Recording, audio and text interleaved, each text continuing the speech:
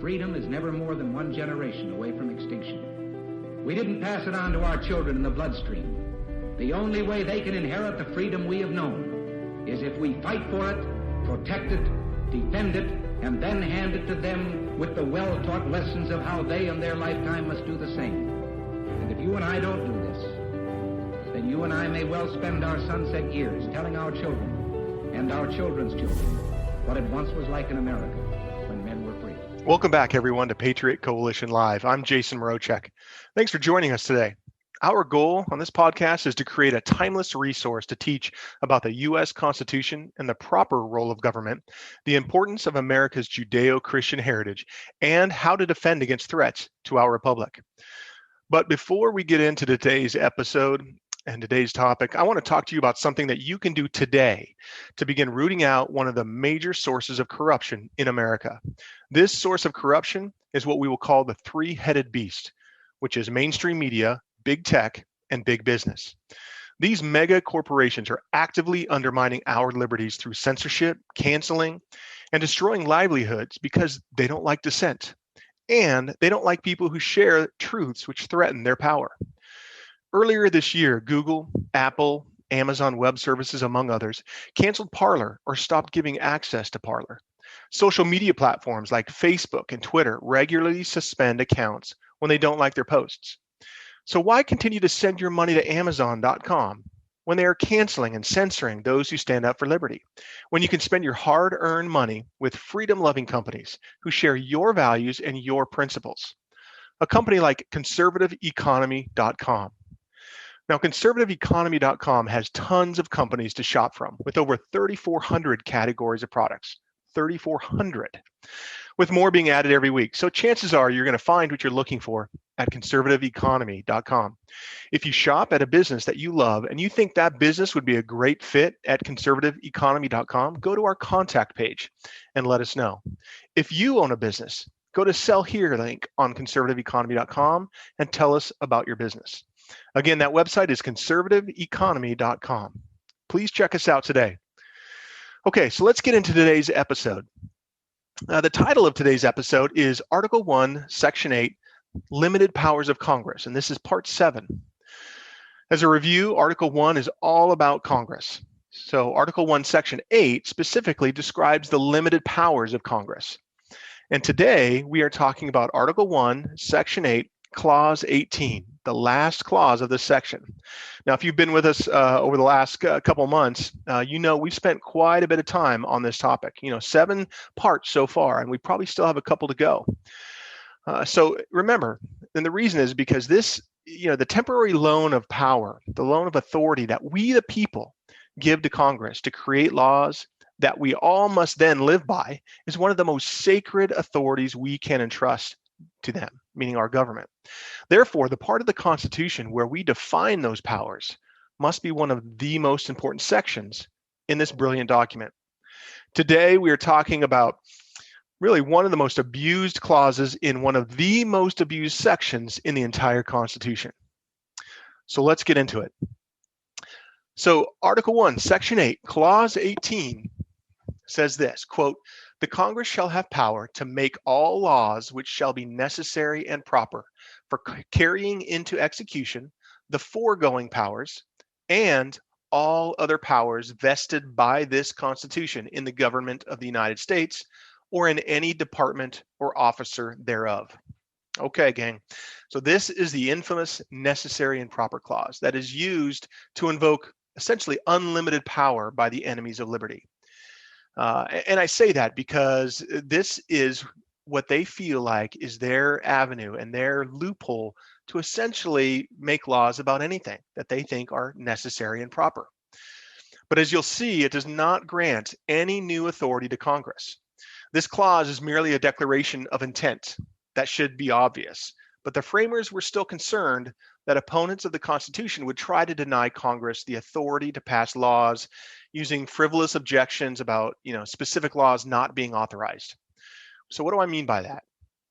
Let's look at a few examples. So if you've been with us for a few weeks, you'll remember some of the enumerated powers we've talked about. One of them is collecting taxes. Congress may collect taxes.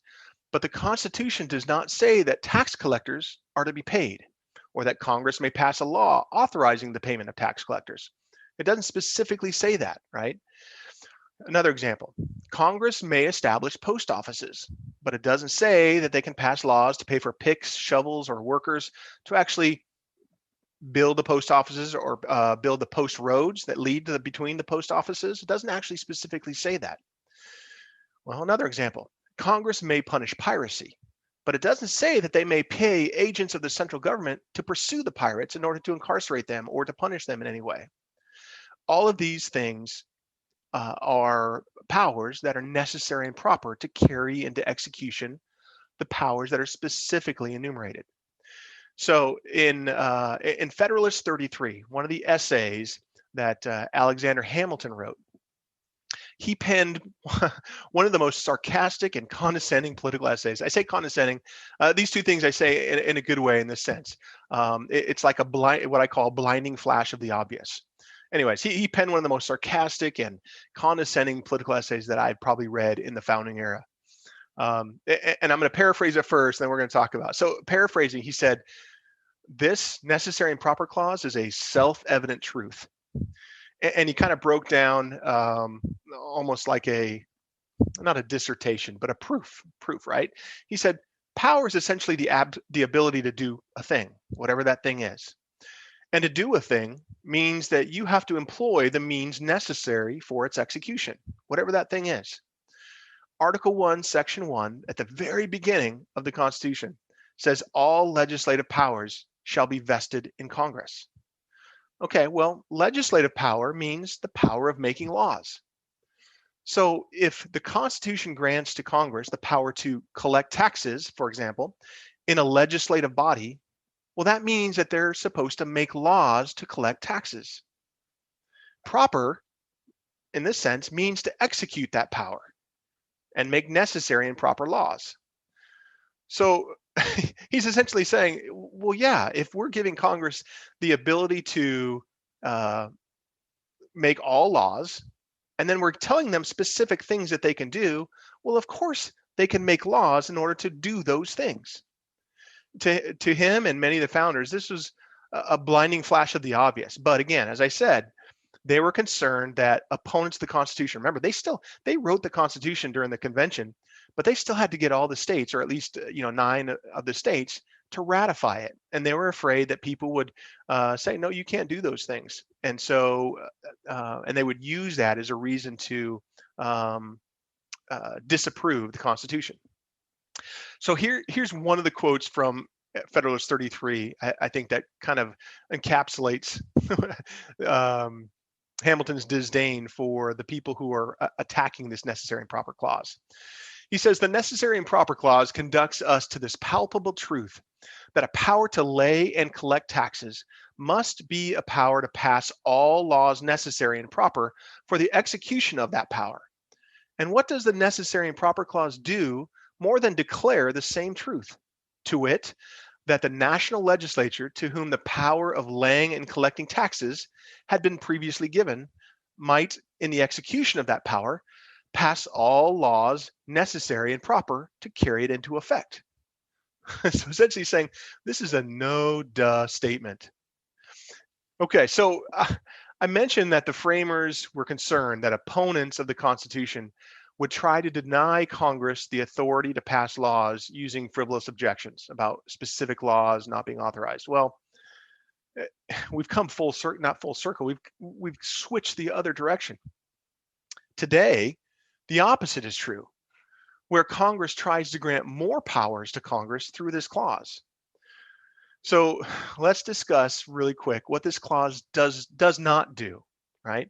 It does not grant any new powers. Again, let me, I'll read that here in a second. But what the necessary and proper clause does, it doesn't grant any new powers.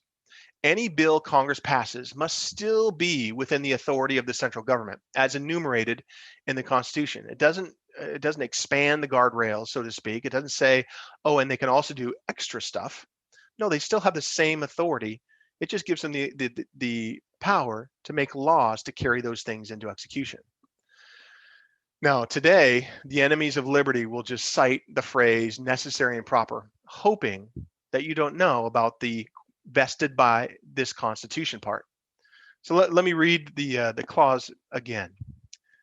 The Congress shall have power to make all laws which shall be necessary and proper for carrying into execution the foregoing powers and all other powers vested by this Constitution. Again, and all other powers vested by this Constitution in the government of the United States or in any department or officer thereof. So it is limiting the laws to only those powers that are vested by the Constitution, nothing more. So in order for Congress to legislate on something, that power has to be in the Constitution. It has to have been granted, right? So again, the enemies of liberty, they're hoping that you just know, you've heard the phrase necessary and proper, and then they'll kind of they'll take the necessary and proper and they'll say, well, then there's this general welfare thing. As long as it's in the general welfare and we find it necessary and proper, we can pass a law on it. And so you can kind of see how those two things together, if we the people are not educated on what the Constitution says and what the intent of it was at the time of its writing, they're just hoping that they can kind of hoodwink everybody into thinking, yeah, they can do kind of whatever they want. But again, it says vested by this Constitution. That's a key part. Okay, so that just about sums it up. But really quick, we'll summarize. Clause 18, the necessary and proper clause, it ranks right up there with the general welfare and commerce clauses as one of the most abused and misused clauses of the Constitution. In fact, I would say that these clauses together, the general welfare, the commerce, and the necessary and proper clause, are probably responsible for more loss of liberty by Americans than the rest of the Constitution combined.